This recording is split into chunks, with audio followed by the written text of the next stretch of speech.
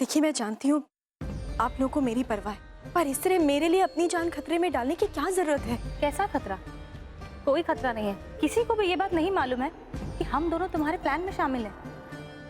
हर मनुष्य धरती पर एक लक्ष्य पूरा करने के लिए आता है और तुम्हारा लक्ष्य अभी तक पूरा नहीं हुआ। दर्पण, तुम नहीं जा सकती।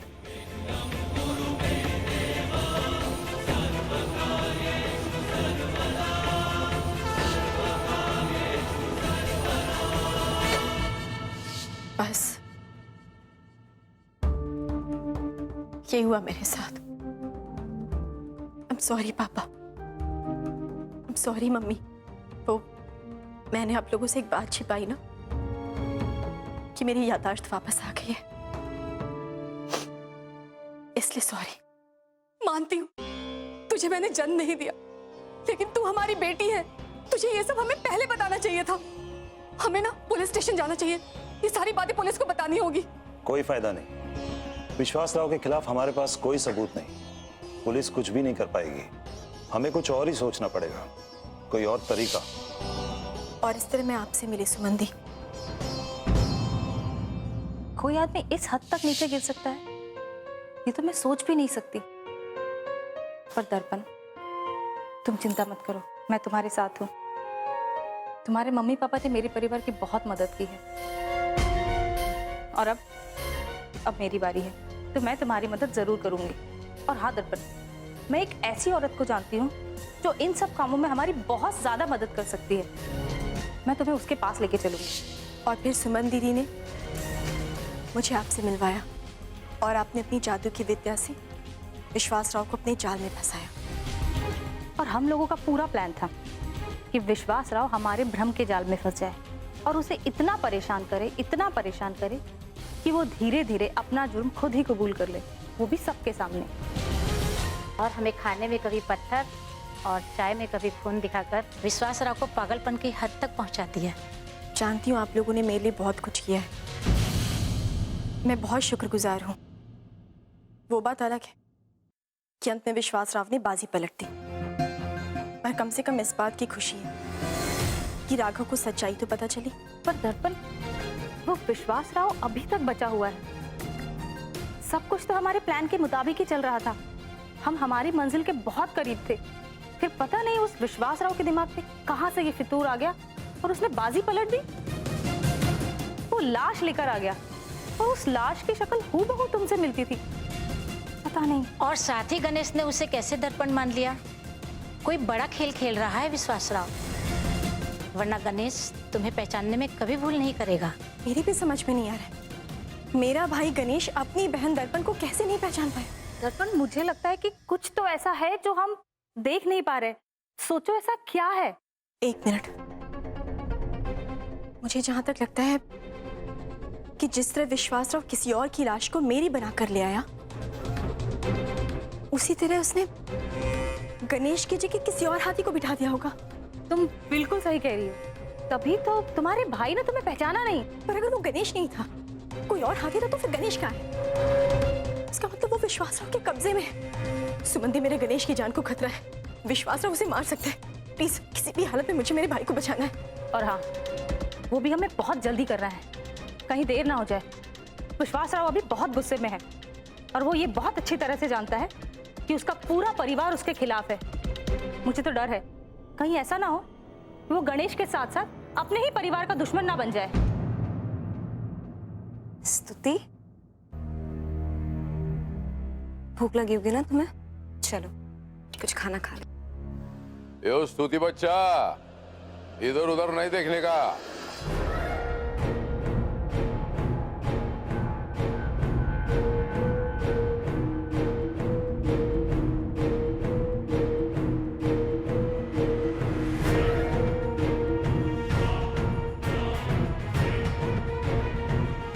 वो खाना सामने है, अन्न का अनादर नहीं करने का। जो भाई को सिखाने का, उसको बच्चा है वो। ऐसे क्या बोल रहे हैं आप? मैं सत्य कह रहा हूँ भाई को। किसका शोक मनाते हैं? उसका।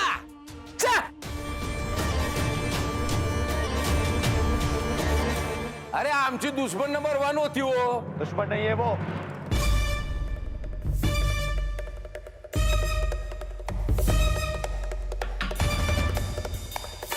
जिसे आप दुश्मन कह रहे हैं ना, उस इंसान ने आपका असली चेहरा हम सबके सामने लाया है.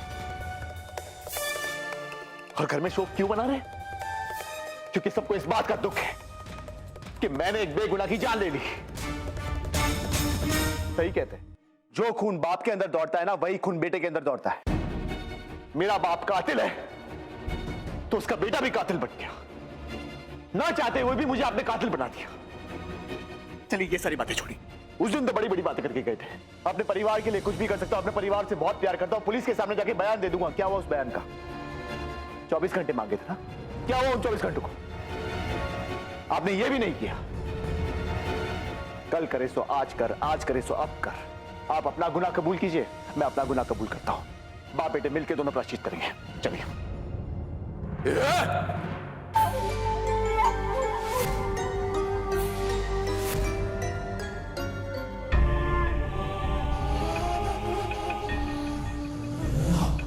पक्या, झाड़िया.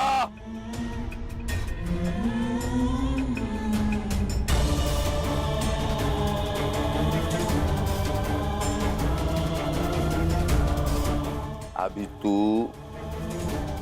उधर ही खड़े रहने का. मैं बोलता है और तू सुनता है. अभी मैं बोलता है और तुम सुनने का. मैं तेरे को बोला था, मैं पुलिस के पास जाएगा और मैं सब गुनाह कबूल करता है. मैं अपना माइंड एकदम बदल लिया है. तर मैं अभी अपना गुनाह कबूल करने को पुलिस के पास नहीं जाएगा. लेकिन बड़े पापा, आपने तो कहा था कि जो घर का अंदर विश्वासराव दगड़ू पाटिल का सामने कौन जबान नहीं चलाया है. मैं ये घर का मुखिया है. मैं जो बोलेगा यो घर का अंदर वो फाइनल है. मैं तुमको जिधर बोलेगा उधर तुमको खड़ा रहने का. मैं जैसा बोलेगा उधर बैठने का. जो मेरे खिलाफ जाने का कोशिश किया तो मैं ऐसा टर्निंग मारता है. मैं बहुत डेंजर है कभी कभी. देख लिया मीठी माँ, इस घर की परंपरा कहाँ तोड़ सकते हैं. अपना दूसरा रूप आखिरकार इस इंसान ने दिखा ही दिया. तब कहा था मैं, हम लोगों को कब का इस घर से निकल जाना चाहिए था. इस इंसान पे विश्वास करना ही बेकार. इस इंसान को छोड़ूंगा नहीं मैं.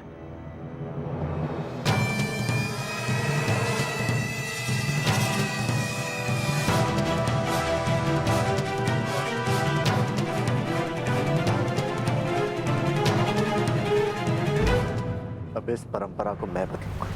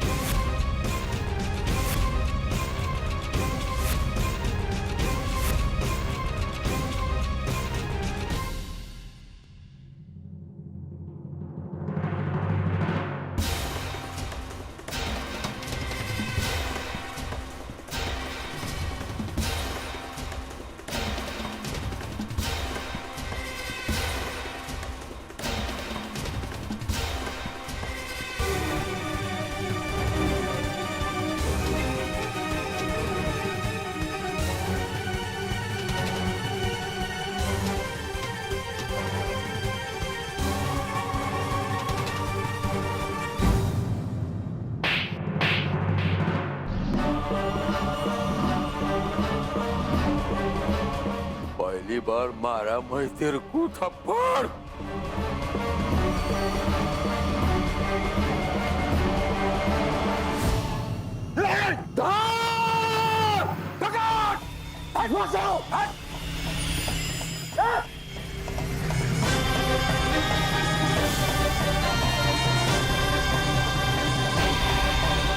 मैं तुझे नहीं छोड़ूंगा. नहीं छोड़ूंगा तुझे. तूने मेरी मां को मारा.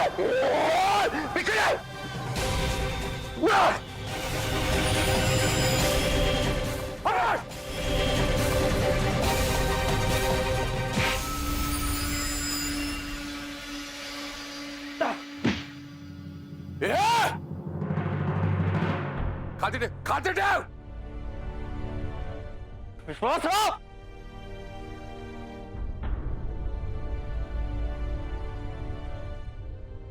आओ, ये सारे बच्चे आप ही के हैं ना, ऐसा मत कीजिए उनके साथ, मत कीजिए। एक भी हरकत किया ना मैं सबको मार डालेगा, मैं सच्ची बोलता है। देख विश्वास राव, तेरी जो दुश्मनी है मेरे साथ है, इसका कोई दोष नहीं इसमें, इसे छोड़ दे।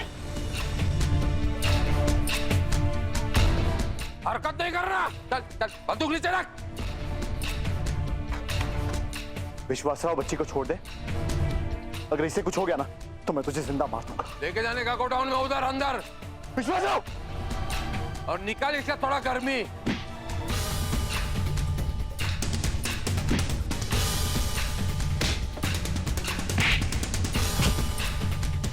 मामा रोकिए प्लीज। अरे बस कर रे, चल क्या बंदा। विश्वास राव, मैं तुझे नहीं छोड़ूंगा।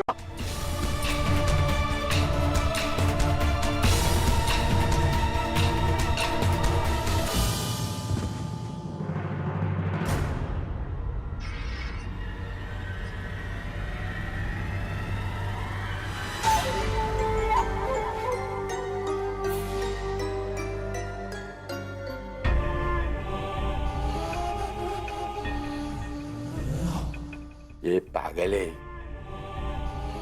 अरे अक्कल है तेरे को? अरे वो मेरा खून है, इतना मारने को बोला क्या?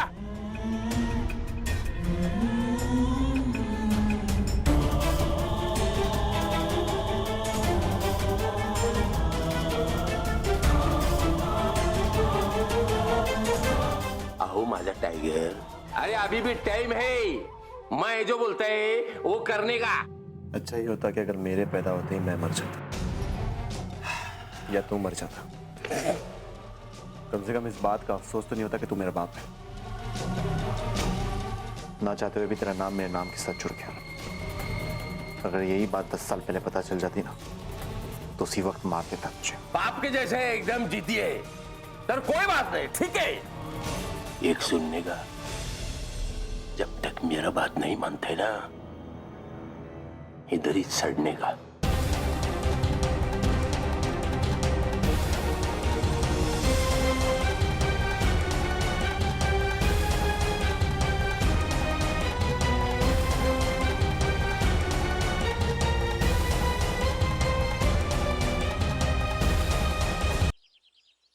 अपनों के साथ कोई ऐसा करता है क्या? क्यों कर रहे हैं आप ये सब? मैं भी वोच बोलता है, वो मेरा बच्चा लोग है, तर मेरा बात काय को नहीं मानता है। उनको मदद करने का कोशिश नहीं करने का, ऐसा कोशिश किया खोलने का तर मैं राम राम कर देगा सबका।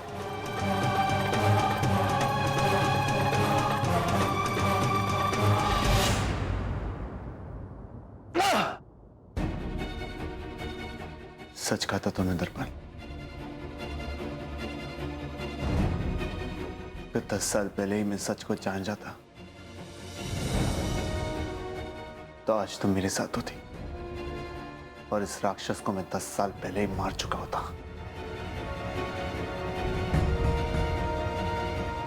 बहुत बड़ी गलती होगी मुझसे।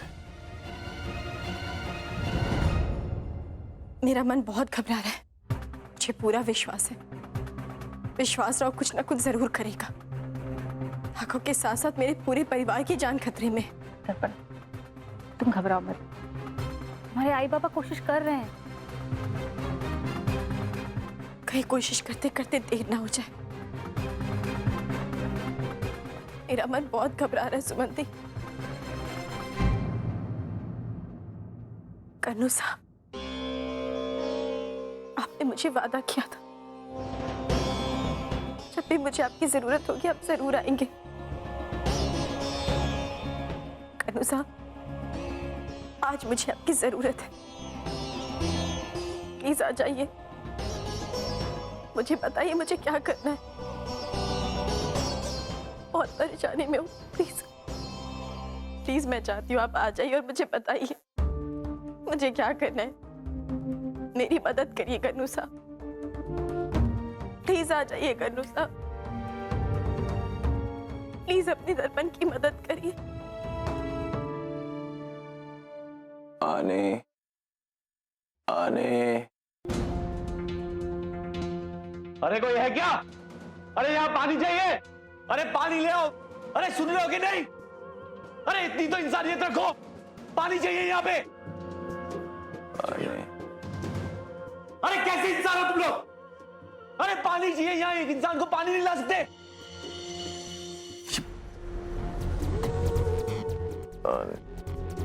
सजू भैया,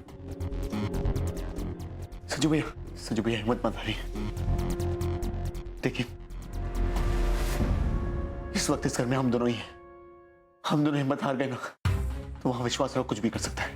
वहां मीठी माँ और पिंकी की जान खतरे में हो सकती है। सजू भैया हमें जैसे तैसे करके यहां से निकलना है। इस विश्वास राव को तो मैं छोड़ूंगा नहीं यहां से जाने के बाद। सजू भैया, सजू भैया। ओ चलो, मिलने का टाइम अब खत्म हुआ। सुमंती, गन्नू साहब क्यों नहीं आ रहे? उन्होंने बोला था मुझे जब भी मुझे उनकी जरूरत होगी वो जरूर आएंगे। घबराओ मत बेटी, दिल से पुकारा है तो वो मदद जरूर करेंगे। नहीं, इस बार गन्नू साहब चाहते हैं कि मैं अपनी लड़ाई खुद लड़ूं। पर कैसे लड़ोगी तुम ये लड़ाई?